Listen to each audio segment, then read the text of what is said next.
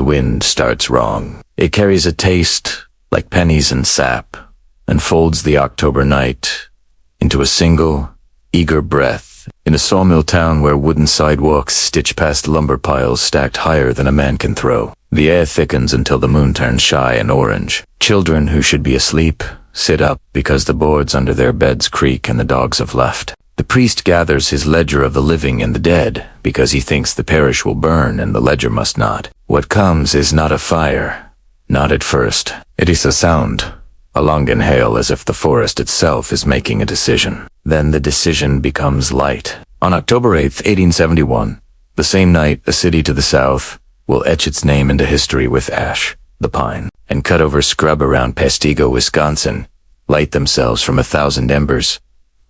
Gone feral, logs left to dry 4 miles, sawdust in drifts, slash-stacked, in the name of progress everything a meal. The wind catches flame and teaches it a shape it doesn't normally have.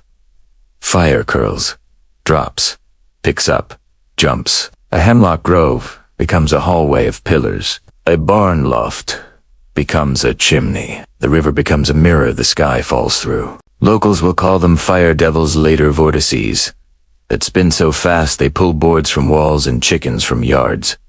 Accounts will say the sound was like 1,000 trains. The priest wades into the river with his ledger high above his head. He sees people he married, and the pages where their names sit now soften and cling to his fingers. He hears cattle break their own chains and run toward heat because the instincts of living things are confused tonight. He watches a man step from the bank to save a child and find, instead of ground, air edged in flame. He prays, but it is difficult to speak when air is something you only get in wet spoonfuls. The town's wooden water towers exhale, steam, and then detonate. A family reaches the center of a potato patch and lies face down, mouths in earth, and survives only because the roots of their food were wet. Things learn new names. A cellar becomes a kill. A road becomes a fuse. The world narrows. 2. Water, air, heat. That's it. That's the math. When morning finally remembers the map, nothing familiar stands. The river is a corridor of floating lumber and soot. Survivors' hair is scorched into tiding-fed curls, and their feet have left skin in the places where sidewalks used to be. They look toward the horizon and see more trees that could learn this language. Many will never know the number. It will be estimated, argued, buried under another city's headlines. But here, 2,000 souls seems as close to true as the ledger that warped in a priest's hands. Some disasters become legend. Others are swallowed by them. This one carried the pattern of a nation about to grow. A hunger for timber, a drought the almanacs warned would matter, a wind that arrived like a rumor and became law. Across the lake that night, Chicago burned.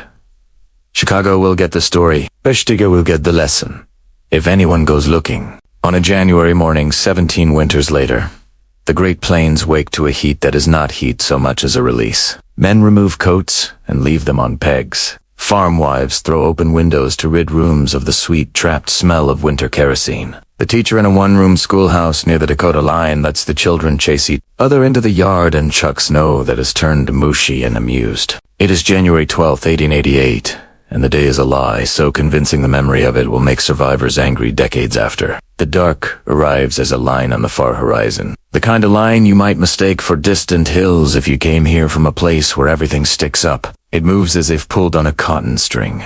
Flat, fast, deliberate. The tutor, a woman not much older than her oldest student, counts heads and finds 20. She looks at the windows with their plastic sheeting snapped, taut by wind, and the door in the outhouse, and the thin line of posts that mark the road to the nearest farm, and tells the children to come in. She begins tying scarf ends together because she has nothing else like rope. The temperature does not drop. It falls. It leaves like a trapdoor opening. Breath becomes something you can hear. The world outside the window is a wall, and that wall is made not of snowflakes but ice dust, a blizzard. This particular fine that finds the space between skin and cloth and changes the surface of the body into something glass can form on. The stove is a square of humming iron, and the fire inside it is small against a continent worth of cold. She writes on the chalkboard. Names. They do, with noses dripping. with mittens stiffening, with hands that will never forget the feeling of chalk open and raw on a day like this. Boys who have spent their Indian summers racing each other in barefoot dust now shuffle near the stove like paper.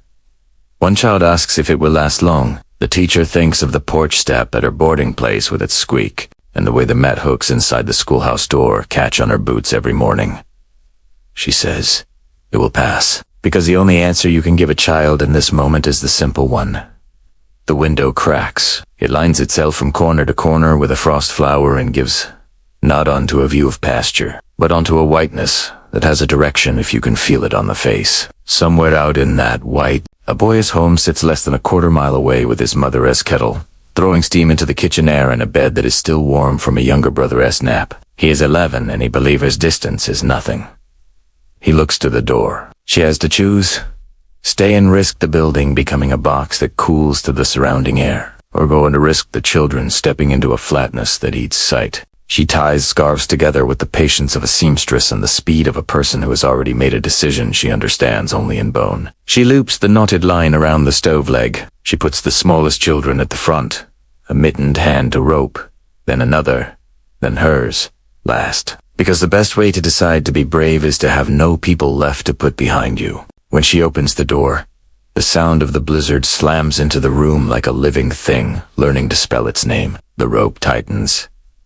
As the littlest step forward, the chalk words blur on the board. She takes one last breath of the stove smell and steps into the white she hopes leads to a house she can see. The white makes its own horizon and erases every other. It stings the inside of a nose and the place behind the ears where skin is thinner than memory. 26 small hands follow one rope. The teacher keeps the knot at her wrist and leans into the wind as if she is lifting something heavy, because now she is. A line of lives suspended above a wide place that does not care for names. On the next farm over, a woman has been watching the same wall approach since noon. She packed quilts in a wooden trunk and heated bricks and lined the bottom with them. She filled the basin, left it near the stove so water could be water long enough to matter. She put a lantern in the window, knowing no one could see it, doing it anyway because to give up on a signal is to let the outside write the ending. When the door opens and small bodies tumble in with a sound like grain, and the teacher falls last like a trunk of wood dropped by someone exhausted and lucky, the woman laughs and cries without choosing which. For the rest of her life, she will keep the rope from that day at the back of the same closet as if it is still the reason people are here. Not everyone makes it to a rope or a door. More than 200 die in fields and ditches, within sight of the houses they meant to reach. Mouths fill with something that is not water and yet is. The headlines will call this storm the Schoolhouse Blizzard, as if building and victims were the same noun, as if the cruelty of the day with it a warm morning turned to ice before someone found a reason to go outside. That is true. It is not the whole. The storm arrives before a place has a weather service that can speak across the miles it controls. It arrives in a century when distance is measured in hours, not warnings. It arrives the way many disasters will hear. As a teacher, 4,000 miles to the west, and 7 decades earlier, a different lesson arrives, and does not leave for weeks. The winter of 1861 to 62 in California teaches in the language of water. Rain falls and keeps falling. It turns hills to the texture of syrup and pulls them slowly down. Rivers stand and look at their banks and then, as if the idea had only just occurred, climb out. Sierra snow drinks the warm air and becomes another river that moves under the skin of old ice. An atmospheric river. They will call it a century and a half later, trying to give a picture to a thing that looks like a long, invisible pipe pulled, taut from the tropics to the coast. In Sacramento, the gentleman governor-elect travels by rowboat to take his oath. In the Central Valley, a sea appears where cattle used to be, in a state too new to have made rules for this much water. The capital unbuilds and the ledger goes red. People move through their lives by height. Rooftops, attic beams, bridges, now islands. Whole town grids convert into the geometry of boats. Cemeteries go under and suddenly the lines between then and now are literal water. The costs can't be counted because counting is a thing you do sitting down with paper. The loss is a sound instead. The creak of a house breaking its moorings and shifting inches. the glassy whisper of rain that can't find anything to stop hitting. The lesson here will be absorbed and misfiled. That California is a land of drought and quake, a pair so iconic they erase their opposite. But those who keep ledgers and counties will remember. They will beg for levees and get them. They will build in the bowl and forget the pipe. In the spring of 1948, in a city that only exists because another war needed a place to sleep, the workers that built its ships, the Columbia River arrives with the look of a man showing his hands. Nothing to hide, just big snowpack was deep. My was warm. The river climbs and stays there like a dog that thinks it is welcome on furniture. Vanport, Oregon, sits behind a levee, low and plain, and thriving in a particular way. A place built quickly can thrive. It is the largest public housing project in the country, and its residents are mostly people not invited to live anywhere else in Portland. On the morning of Memorial Day, the housing authority posts a typed card in hallways. Remember, dikes are safe. At present, you will be warned if necessary. The words hang in the air like someone humming a familiar tune. At 4:17 in the afternoon, the railroad embankment that anchors a levee gives.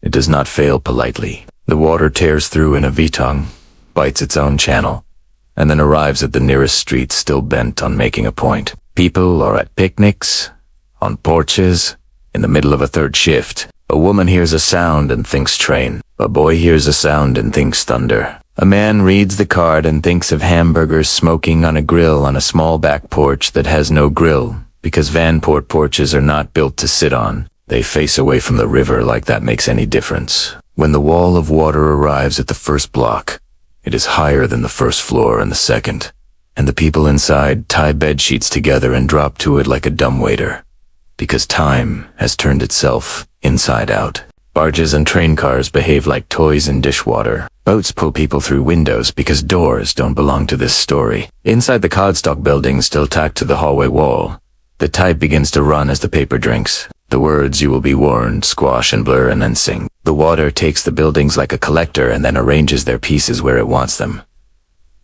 Roofs on lawns, chairs and trees. Officially, 15 die. Families will argue that the number is a lie dressed as a mercy. No one rebuilds The people move uphill into neighborhoods already labeled with distances and prejudices. And in less than a week an entire city exists only as a memory and a warning to places that call levees certainty. The levee groans in a way that is new. It is the sound of packed earth, negotiating with water about who owes what to whom. In another state, another levee has waited too long with too little. It is not built to the storm that is now climbing it. The wind is wrong there, too. Cane bends in a way that makes sound like paper. Far inland, a lake lifts its shoulders until its water finds the soft parts of a barrier. And what begins as seep becomes march. Downwind, where workers from the islands and Jim Crow's highways have come to cut the American dream in green. A woman hears the first slap of water on a door that never knew a tide. She says her daughter's name once, twice, not because the child is far, but because the habit of calling for what you love will get into your bones if you've ever had to flee anything. She opens her door, and what stands there is not the storm, not wind, not rain. It is the lake itself, riding in on the back of both. It arrives without shape, as if the horizon has come off its hinge and fallen forward. In September 1928, the storm crosses Florida with a tight, unambiguous eye. At the coast, it shreds porches, tears, roofs, snaps, lines. Inland it finds Lake Okeechobee, held in a ring of dirt and sand that looks firm in photographs and is not. The wind pushes the water till it stacks. When the top finds the downwind rim, the lake's body is taller than the levee. It spills where the earth is weakest. The word overtopped reads, later, like a bureaucrat's shoulder shrugged. To those in frame houses on the South Shore, what arrives is a thickness and a speed that disrespects the physics of doors. People climb. They climb into trees that have never been in water in their lives. They climb onto roofs whose nails were not placed with this in mind. They tie children to themselves with sheets, rope, prayer. The water's first foot is silt and grass and frog. The second foot is fence and house. The third carries people. Mud occludes air. You can tell where the lake stops and the field begins because the field is not a field. Those who survive will talk about snakes and boards and the smell. They will send their eyes sideways when they speak, and you will know there are details they left out to make room for sentence. When the wind turns and the water spends itself across land that never expected to be jet black and moving, it leaves tens of hundreds. It leaves so many on low ground that those in charge decide quickly, and with old arithmetic, who gets a coffin and who goes into a trench. In West Palm Beach, they dig 2 mass graves. One receives boxers, one receives shrouds. The crowds that come to watch do not arrange themselves randomly around these holes. The storm's toll is measured in numbers that disagree for decades. 2,000, 2,500, 3, but those who dug will swear.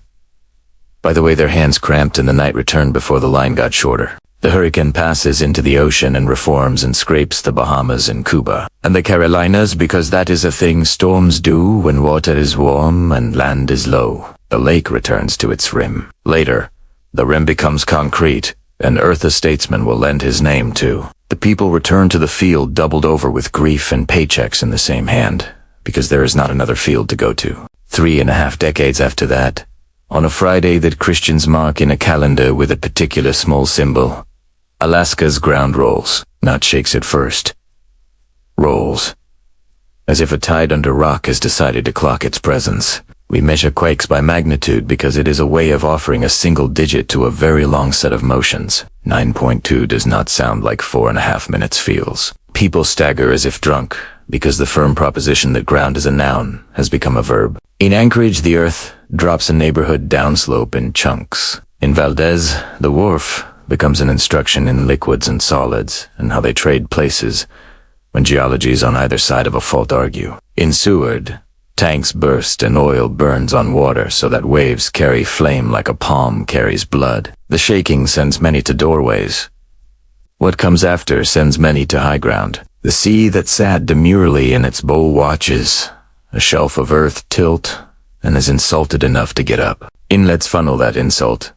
Bays amplify it. The first waves confuse because they are not that big and because they steal boats and then give some back. The later waves arrive in the night when those who slept in cars on a hill think they overreacted and go down to check the damage. There is a photograph of a downtown street in Crescent City, California.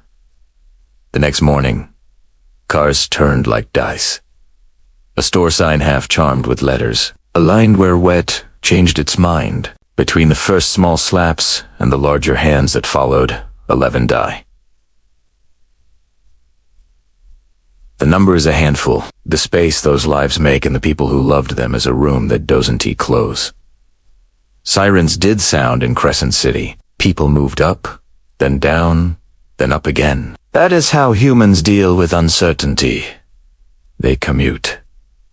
Some will say they were never warned. Some will say they were warned too much, too vaguely. Both are true in the way disaster truths hold contradictions. On an Alaskan dock, a man watches water be replaced by ground and ground by water and decides, later, to stop drinking. In California, a waitress walks a town she recognizes only by where her feet remember curbs. In a classroom in Oregon, a boy draws an arrow pointing away from the coast because a science teacher explained energy does not disappear.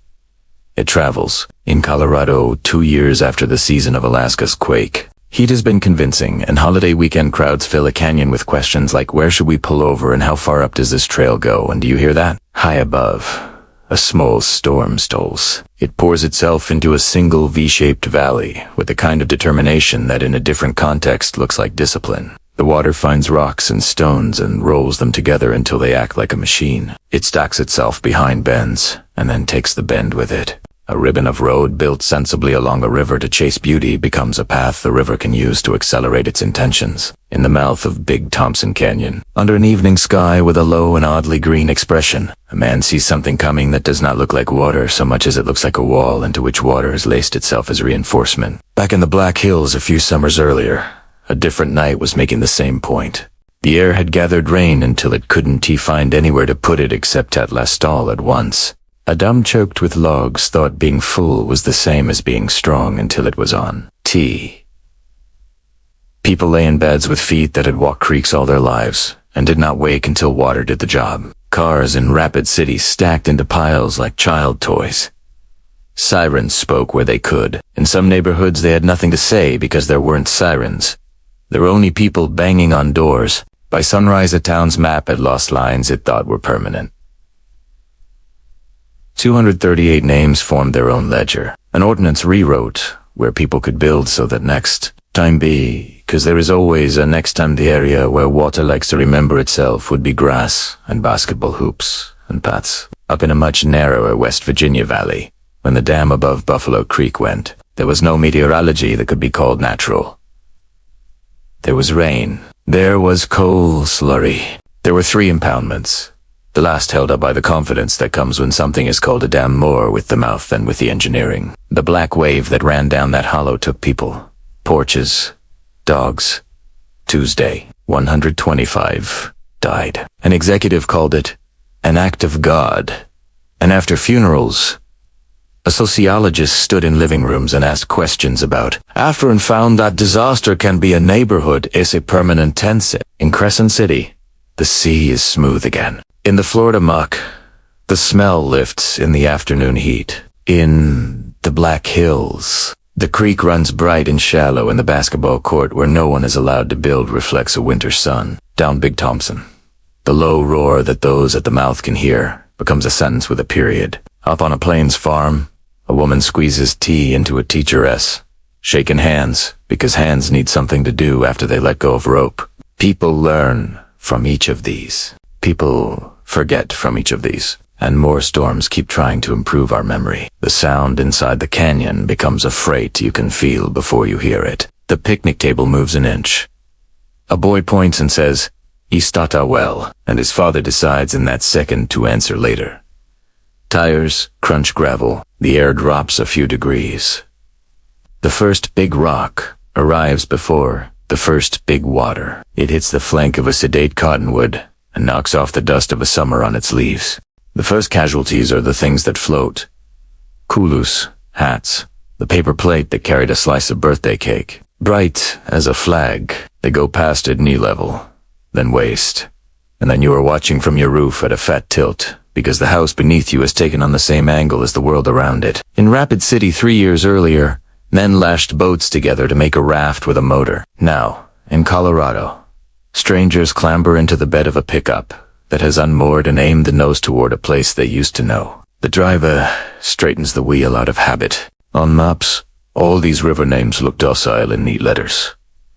In air and gravity, they find spine. Big Thompson takes what is set on its banks. It unhangs mailboxes, breaks curbs off the idea of edges, folds guardrails. The ditch that always looks a little too deep in a dry month is suddenly shallow. Those who have spent their lives listening to water will later tell interviewers that the sound of a flash flood is not just water. It is things water has recruited to argue with, in particular, stones. A man in a cabin hears the drone of a stranger's pickup and walks outside into rain gloss and sees the faint suggestion of hogbacks, gone as if sketched by absence. He thinks, never seen it like this.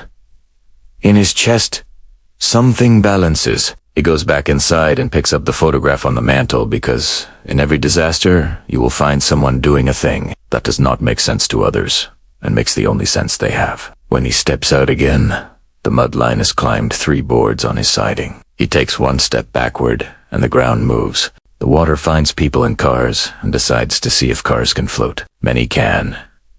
Steering becomes more prayer than physics. Sirens in Loveland call toward the canyon. A thin, escalating plea for ears and rain. A dispatcher repeats a road name over and over, because the same flooded curve keeps lifting different people off the road the same way all evening. The National Weather Service adds words. It strips words. It says flash flood emergency because sometimes ordinary names Dante Old Anoog in the Black Hills. The memory of a city's nightingale on terror has already moved an entire river's worth of buildings away from its future path. Children ride bikes along a greenway that was only a handful of summers back. Someone's living room, the creek whispers, as water does when it is allowed to be itself. There are benches with plaques, not for donors but for grandmothers who did not answer their phones that night. Sometimes prevention looks like a park. It is hard to excite an appropriation committee for a park against a flood that has not yet arrived. Down in West Virginia, the black water has the speed of shame. Neighbors shouted through rising noise, "Run!" Is a single-syllable generosity that has survived every war and storm and mine blast.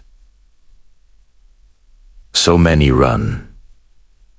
So many are not fast enough. The company's press officer will say God did it, and in kitchens later that sentence will taste like a nail. A scholar will write a book called Everything in Its Path, and it'll become a way people say, an inventory of loss that ignores categories. Some disasters offer a warning curve you can ride. Others are cliffs. Heat is a slope that convinces you it isn't. In 1980, much of the country learns again that death can be quiet enough to leave the radio playing. Loneliness is a multiplier. Poverty adds. Brick and tar. Add. Shade subtracts. In alleyways, air does not move. Buddies keep the heat they have because air has no room for more. Coroner's vans line up behind morgues, but only later do we find the number of missing. After the factingers of records compare summer to other summers and find a shape that looks like a hill where there shouldn't be one. Newspapers do not print the faces on the inside pages. There are no houses carried into trees by heat. There is only absence, and politicians standing at podiums, using words that feel too small. Bat, not, jet. Now we are still in the hour where torrents write their lines. Down Big Thompson's narrow gut, the shoulders of the canyon banked in green all summer, and the modest wooden houses that crouch among them, and the RVs that wear license plates like badges are learning something true and late. From car windows, people see boulders ride water like they weigh nothing. Bridge after bridge disappears, and the road takes the river's side against itself. A man in a state trooper's hat stops his car in the middle of the road because there is no road to end on, and climbs onto rock, and tries to wave people away. He is last seen standing with his arm still making the same motion, like a Lido. No, not like he's. One, on the far side of these mountains, another summer had already unmade Rapid City. The numbers are still wet in ledgers when the anniversary arrives, because dry is not just a physical state, it is a bureaucratic one. The town does something that feels like surgery.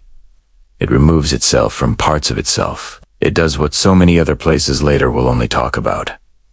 It does not rebuild in the bad place. The next time the cloud sits wrong over Harney Peak and chews its rain for hours before swallowing, the creek will have room to remember itself, without also meeting sofas. By a river time zones away, an audience of kids in yellow slickers at a ranger talk will laugh when a firefighter explains that sometimes the best way to fight fire is to set one. They will quiet when he shows a photograph of a crown fire moving in a way that looks like a parade with the wrong instruments. And when he says a tribe nearby always knew to wot the land with flame, light enough, often enough, to teach it better habits. At the edge of his table, pamphlets about defensible space flutter in a wind that smells faintly of sap and promise. Vanport does not exist anymore. But on Memorial Day, a woman who escaped that afternoon keeps the key to a front door she can't use in a bowl near the kitchen. She picks it up and runs her finger over the teeth. She tells her grandson, whose city won't sell to her daughter, what it felt like to stand in a hallway with a printed card and C-print turned to a shape, and then to pulp, and then to nothing. In a quiet living room in Chicago 15 years from now, a woman who lived alone will open her window at midnight to see if the temperature has dropped and find it has not. She will pour water over a towel and lay it across her shoulders and sit on a chair with straight legs and wait for morning, because morning is when the city has promised a place to go and a ride to get there. The bus will come on time for some. It will be late for others. The data will later lump the dead into elderly as if age were an explanation beyond a category. The Big Thompson's crest arrives at last, and it is tall enough to scrape out a memory in stone. The night will keep it for itself. There is little film of this part, and what there is looks like, what a camera does when it is afraid. People climb, not because high is safe, but because it is all there is. Floods and fires and earthquakes make this an honest sentence. One step up is not enough, but it is something to do next. The roar is busy with debris, and the sound sits in your chest like guilt. In houses full of plywood and quiet light, radio voices try to stack words around a moving thing that will not keep still. Above Rapid Creek, in a neighborhood where night still means quiet, Air takes on the iron tang of wet car. Somewhere toward the headwaters, the same kind of cloud that emptied a dam in 72 gathers again by Hamath, and a man standing at his back door watches the rain lining the edge of his awning and thinks, not tonight. The pickup that went nose first into Big Thompson's new version of itself slides backward into a cottonwood and sticks. In the brief, grammatical pause before the next sentence of water arrives, someone grabs the hand of a stranger and does not let go. The next line will not be a period. It will be an ellipsis. When the water leaves, it never dies. It dries, of course, or moves, or seeks its level elsewhere. But a flood abandons parts of itself inside the names of those who made it out and those who didn't. And the language people use in a valley is altered. To this day, in Rapid City, up on a hill where the wind is clean, a plaque tells you who is not here, and the park where children play is not just a park. It is a scar healed open enough to breathe. In Colorado, marker set pullouts show the brown line on rock where the Big Thompson paused long enough to make an elevation for memory. If you run your finger along it, you can still feel the scrape of silt in the paint. When a storm leaves heat instead of water, you don't get a line to run your finger along. In the summer of 1980, the country carried heat, the way you carry a sleeping child. Awkwardly, with your back, with your breath. Electro companies begged when begging still worked. Neighborhoods where trees were cut for crackdowns, decades earlier, starved for shade. Farm fields went crisp to the touch. The dead were counted by comparing a quiet month to another quiet month, a year either side. The number sometimes reads like statistics, sometimes like disrespect. The lesson that heat kills quietly, and in the places where we allowed isolation to grow is difficult to film and easy to forget until a city gets out the refrigerated trailers. In Chicago, July 1995, the air didn't move for days. The streets hissed, and the inside of apartments learned to smell like copper. People died alone behind locked doors that no one opened because they didn't expect them to open. A professor climbed the staircase of mortality data afterward, step by stapled step, and found the shape of a map where different neighborhoods offered different odds. The island of heat wasn't metaphor. It was asphalt and roof and absence of people you would think to check on because you already knew their names. Mayors learned to say cooling center. The people who needed the most were often the least able to get there. When the city finally paid attention, it changed. The next heat wave it did better. Not the best. Better. In disaster, improvement often measures in grudges and degrees. And in every one of these rooms and fields and riverbanks and stairwells, there were people we don't put on the monuments because their job is too ordinary to cast in stone. A radio operator who stayed on frequency till the batteries shrugged and died. A night shift nurse who taped a plastic sheet to a doorframe in a hospital where windows blew in, and when one of the tape ends let go, pressed the seam with her body and felt the storm suck at her coat. A fisherman who used his boat for a season it wasn't built for. A mayor who set a number into a satellite phone that refused to hear it twice. Only once.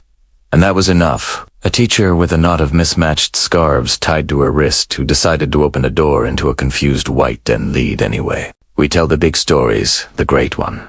The famous, name and forget the ones the state's children never heard in school. We build in bull bottoms and on alluvial fans and on a forest steep shoulder and call the view its own insurance policy. We take storm pipes from marsh and later name a stadium after a donor who used to hunt waterfowl there. We draw flood risk with lines that assure and then erase, and then reappear elsewhere the moment rainfall stops.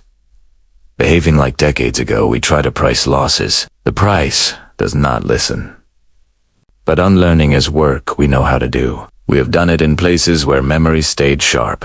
In a river city that woke up underwater in 1993, a mayor made a choice. He took the federal check, not to build it back where it sat, but to buy land in the wet and keep it wet. A decade later, when the river came on the bad road again, that city set out bleachers and watched water be watered from a safe distance. There are towns that got tired of catching the same house 3 times and began to use the word managed retreat softly and then louder. There are tribal nations who never stopped lighting small, patient fires and who now take county supervisors by the elbow into the understory to show them how a pine should look if you want your grandchildren to read under it. Bangladesh, far from these American maps, trained coastal women to become the voice of a cyclone. Now death, there counts in hundreds, not in half millions. Tulsa took a floodplain and turned it into soccer and herons. Napa let its river bend again and discovered wines survived the truth of hydrology. After the Good Friday earthquake, Alaska swore into law the knowledge that no one should build heavy things on mud that pallets kept wood where ground loses its bones.